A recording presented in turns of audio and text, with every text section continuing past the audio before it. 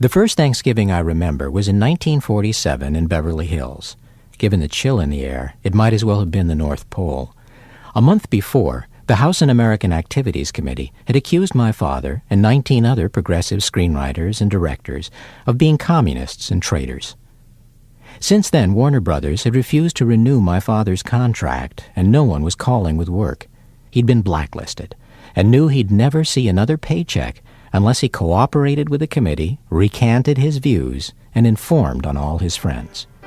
Instead, that Thanksgiving, he invited them all to a feast, with 2 turkeys, tons of trimmings, and a small fortune in fine wine and liqueur. I remember how noisy the grown-ups were that day, their jeers at the committee, their cheers of support for the 19 blacklisted men. And through it all, my father, lifting everyone's spirits, sweeping up the ladies in a tango, and at dessert, gracefully jiggling a chocolate pudding on his palm, a display that not only confirmed his reputation for irreverence, but concealed the fatigue and chest pain that had been troubling him for weeks. It was quite a performance, for all of them. For beneath the hilarity lay silence and fear. 19 of them had already lost their livings for having the wrong political ideas. Who would be next? And how well would any of them hold up to the hard realities of being jobless in Hollywood, or the soft persuasions of the committee that all you had to do to clear your name was call someone else a Red? When you think of it, it was a classic American Thanksgiving, a gathering in a wilderness with a common determination to ride out the winter together. Are you a member of the Communist Party? Or have you ever been a member of the Communist Party? I now know what no one knew then, that the winter of that Cold War would last over 20 years, that it would blanket not just Hollywood, but the entire country in denunciations and fear, and that the group gathered around our table that Thanksgiving would soon fall apart.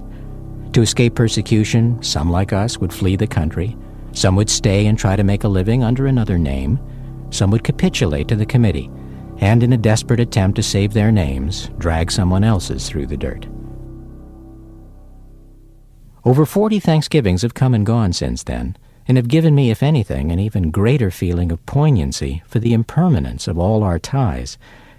Perhaps that's why every year my wife and I now try to welcome at least one new face to our Thanksgiving table and to remember the family and friends no longer there. It's also why this Thanksgiving, the first my young son may remember, I plan to raise a special toast to my father, who, though he died blacklisted and with next to nothing in the bank, left me something that appreciates in value every year: the example of his unfailing good humor, his refusal to sell out his principles or his friends, and for a so-called un-American, that most American virtue, the courage, if conscience demanded, to stand alone.